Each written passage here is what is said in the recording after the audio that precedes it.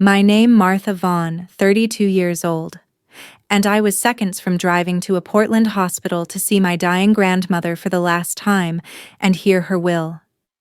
My black dress clung tight, my heart pounding as I yanked open the car door. My phone buzzed. Clara, my sister. Martha, hurry to the hospital, she urged, her voice syrupy with fake panic ending with a cold laugh that sent chills down my spine. Grandma won't last long. Her words screamed deceit, pushing me to drive, but I gripped the keys anyway, ready to turn the ignition. Then a desperate scream shattered the air. Martha, don't start the car. A friend of my grandmother bolted across the driveway, nearly slamming into my sedan, her face twisted in terror. Hazel gasped, clutching my door. Clara was under your hood last night with tools sabotaging it. My blood froze. Clara, my own sister, plotting to harm me.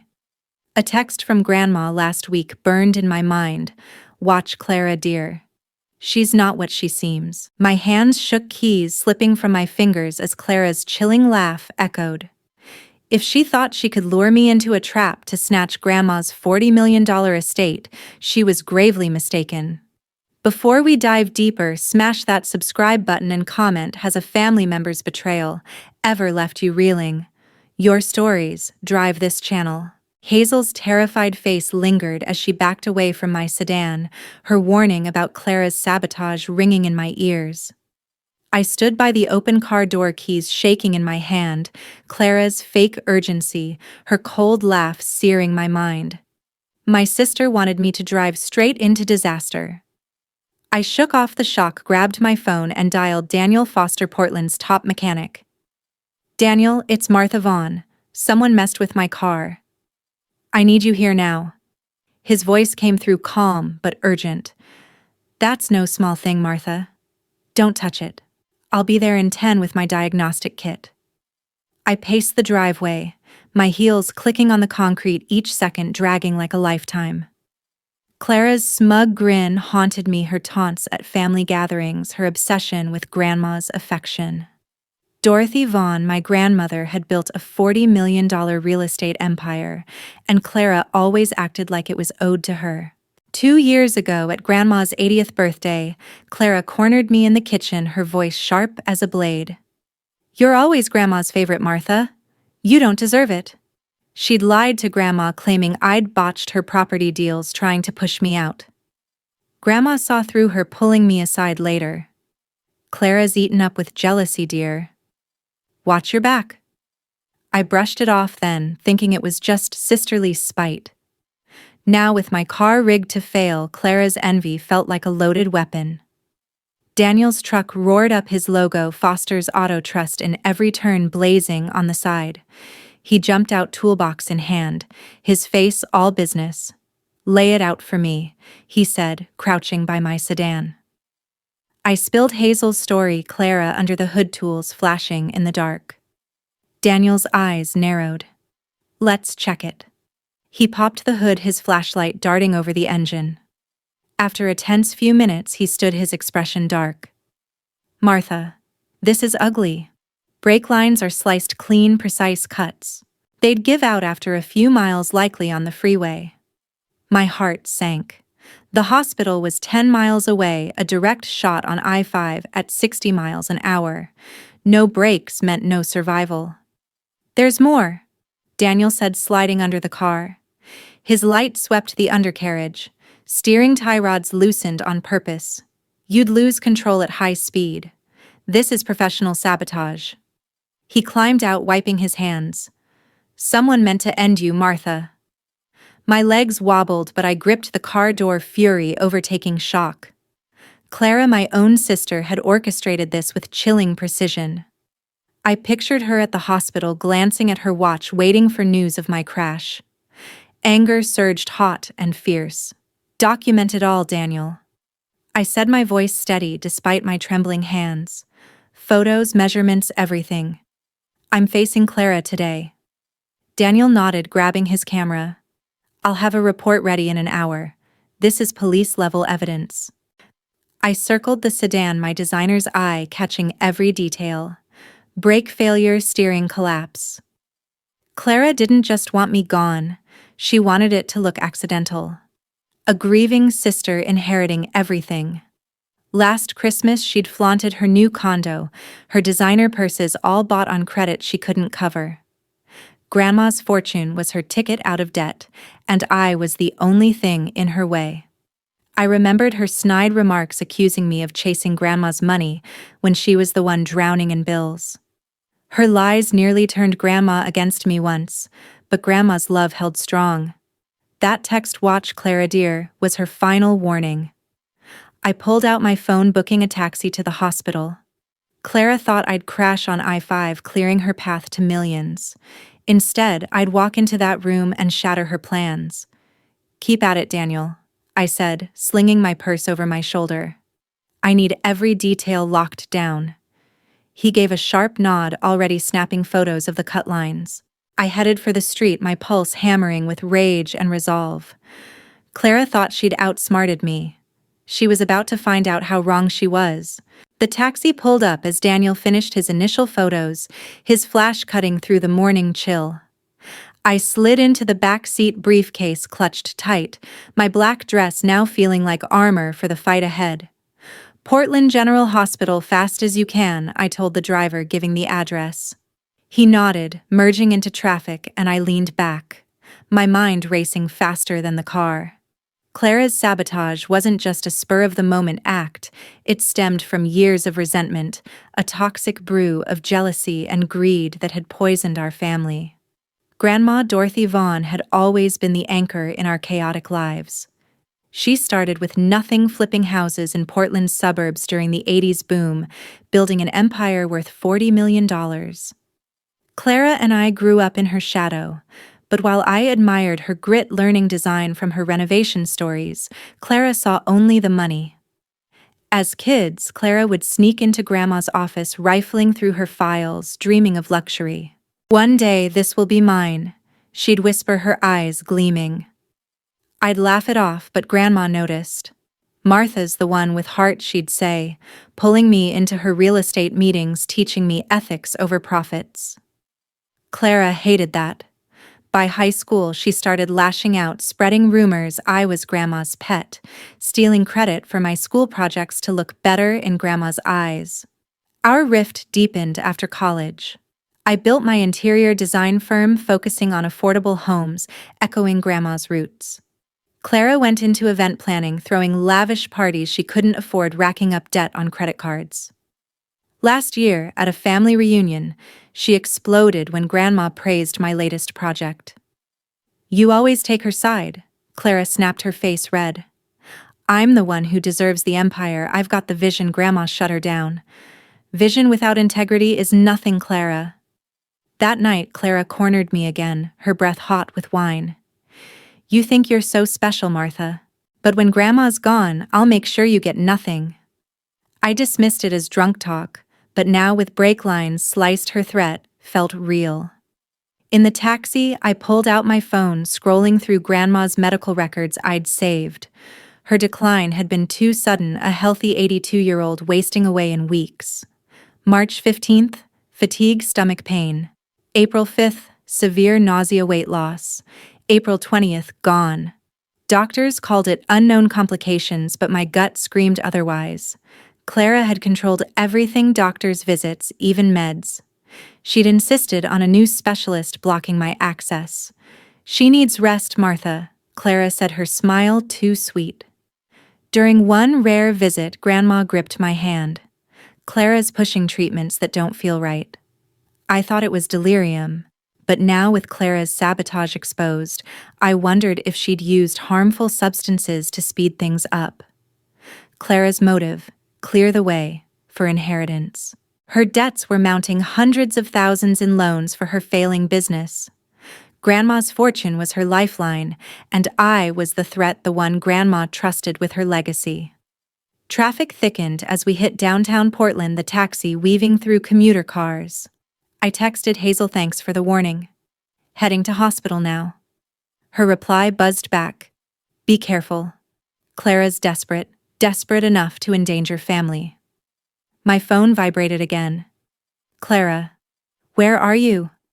"Grandma's will reading starts soon." No concern, just impatience. I ignored it, my fingers clenching the phone. Clara had always played the victim, blaming me for her failures. When her first marriage collapsed, she accused me of not helping enough even though I'd loaned her money she never repaid. Grandma knew. Clara's choices are her own, she'd say, but Clara twisted it, claiming Grandma favored me because I played perfect. The truth, Grandma saw Clara's greed, her schemes to sell off properties for quick cash, ignoring sentimental value. The taxi turned onto the hospital street, towering buildings closing in.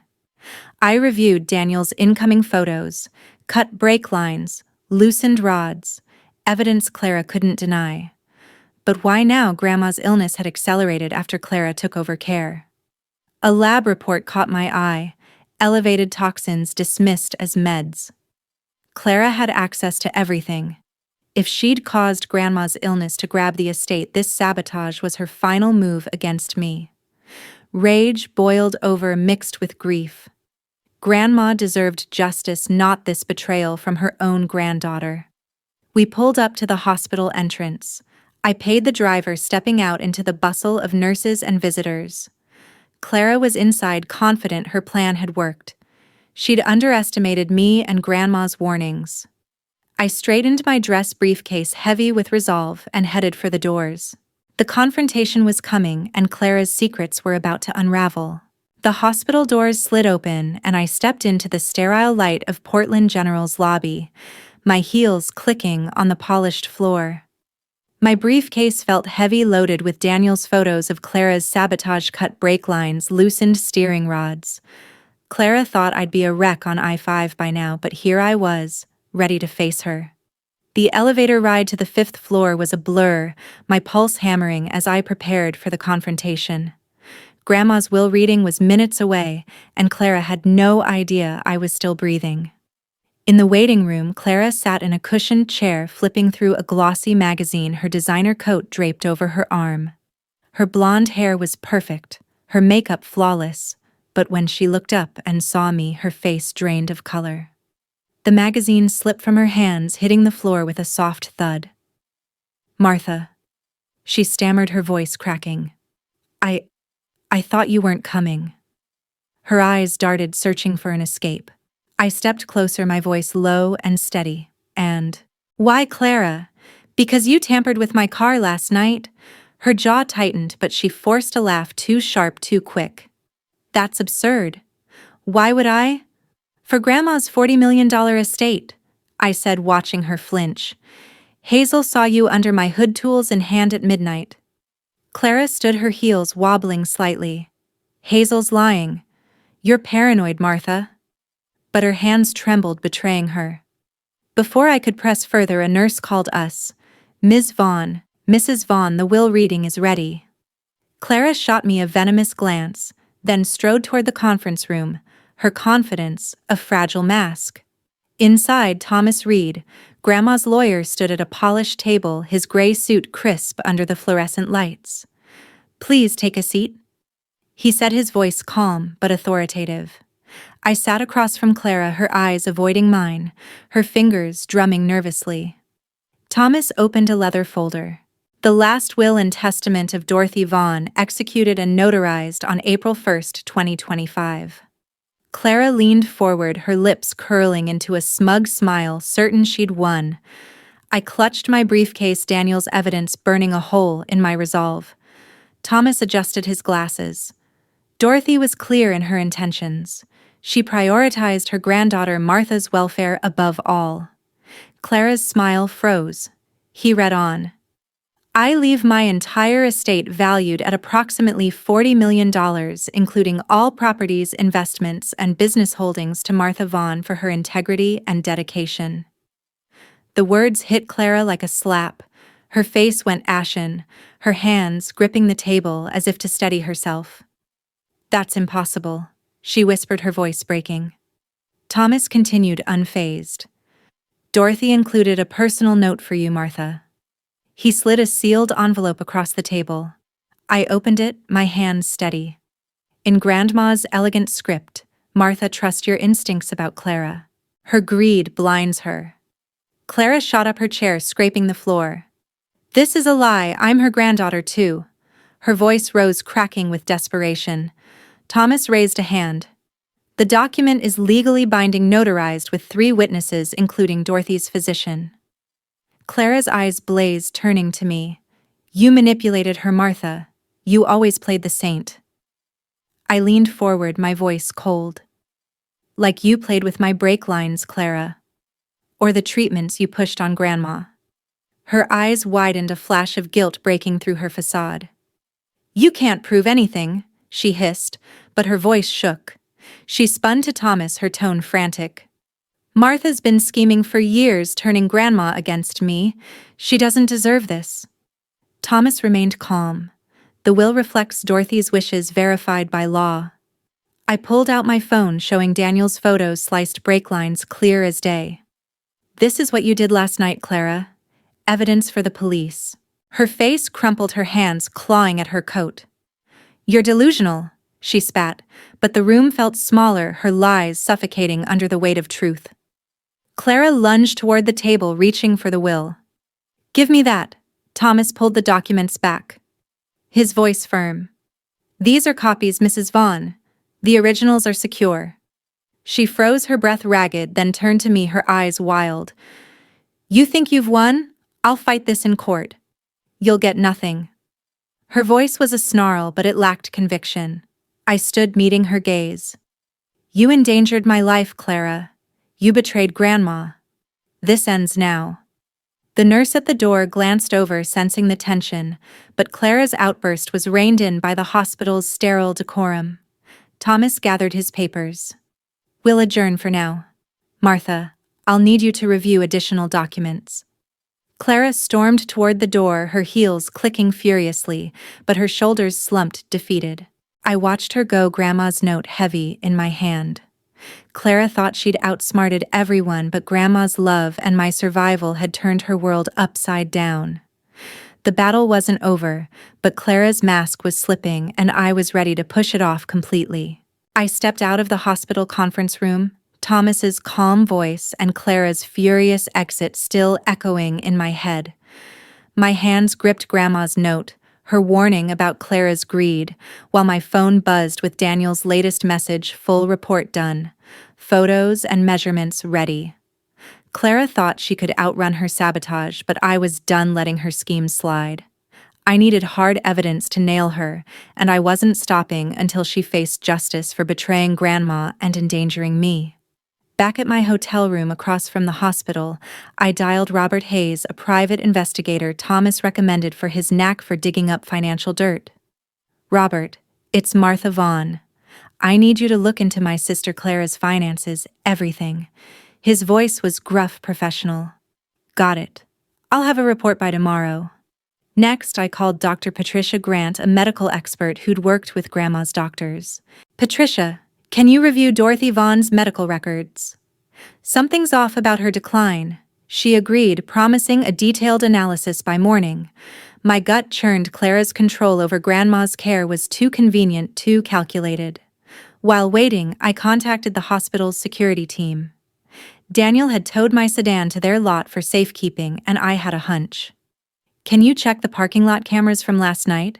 I asked the head of security. I'm looking for someone near my car around midnight. He promised to pull the footage. My phone buzzed again, a text from Clara.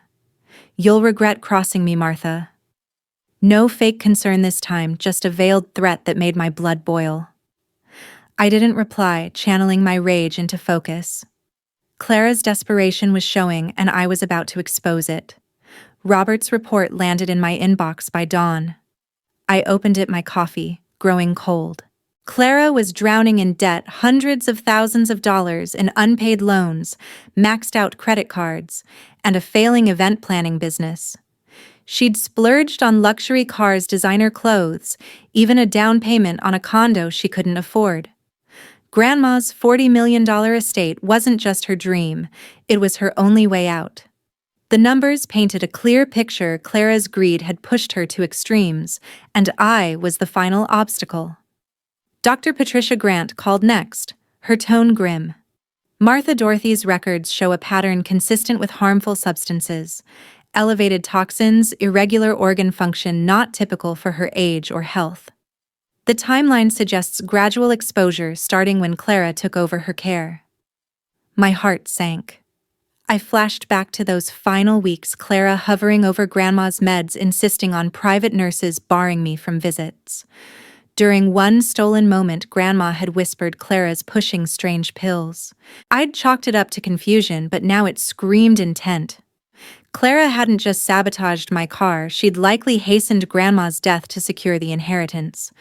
The hospital security team sent the footage by noon. I played the grainy video on my laptop, my breath catching.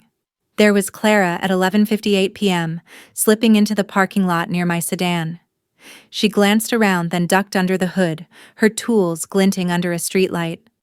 The footage was crystal clear, her face, her movements undeniable. I forwarded it to Robert along with Daniel's report photos of sliced brake lines, loosened tie rods designed to fail on the freeway. "This is enough for the police," Robert said, his voice steady.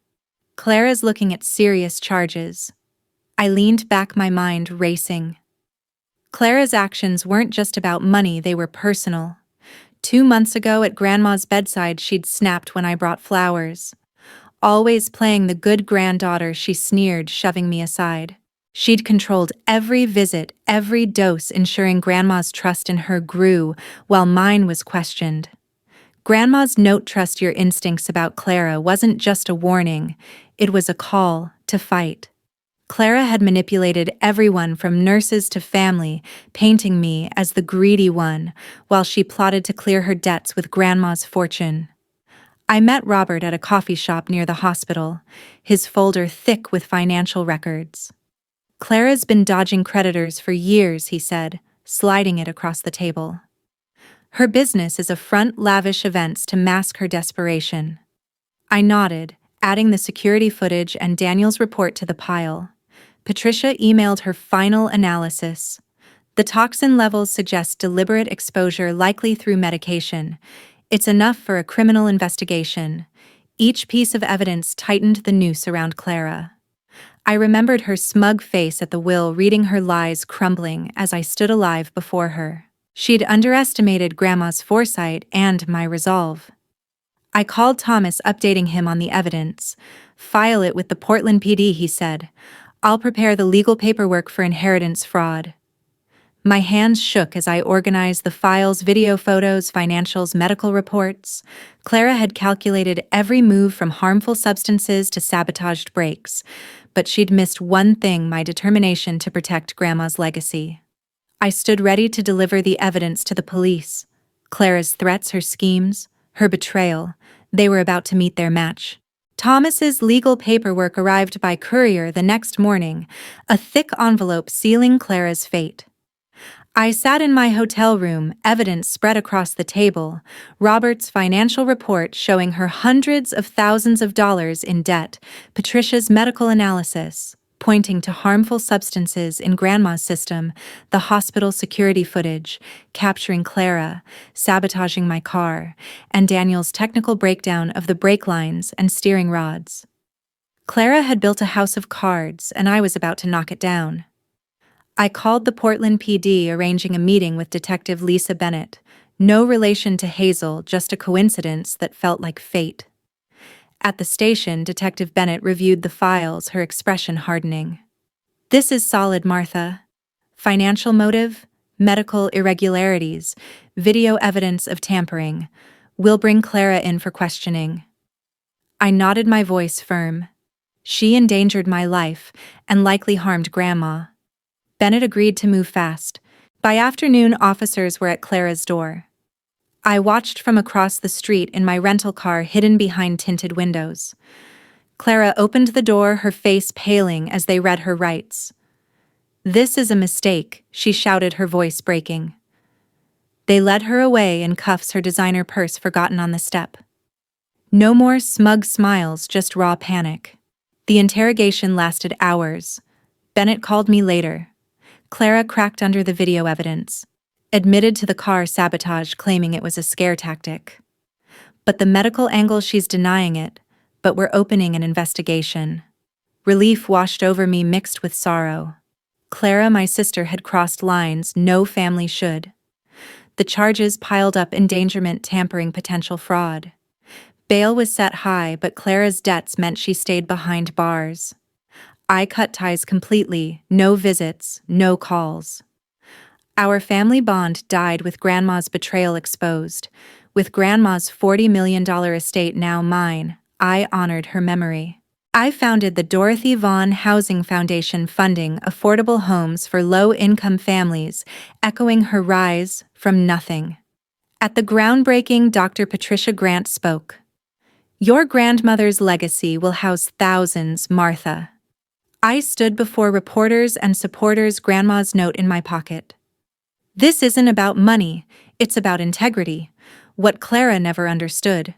The foundation launched with $20 million, the rest invested to grow it. I sold Clara's favorite properties, the ones she eyed greedily, using proceeds for grants. No reconciliation. Clara's greed severed us forever. Weeks later, Clara's trial began in Portland's courthouse. I testified, voice steady, detailing her sabotage and Grandma's suspicious illness. Clara glared from the defense table, her lawyer scrambling. "She's my sister," I said, "but her actions destroyed our family." The jury deliberated briefly. Guilty on all counts: endangerment, fraud, tampering. The judge sentenced her to 12 years, no parole. Clara broke down sobbing as guards led her away.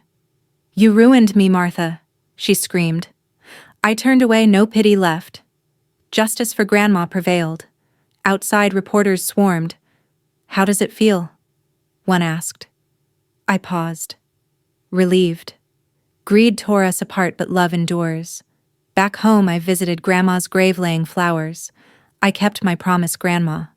Clara pays, and your legacy helps others. From tragedy came hope. Clara's harm birthed healing. This story shows greed destroys families, but truth and love win. Don't let money blind you to real bonds. Cherish those who truly care. If you've faced betrayal, learn from it. Protect your heart. Thanks for listening. Like if this resonated, subscribe for more, and comment your thoughts below.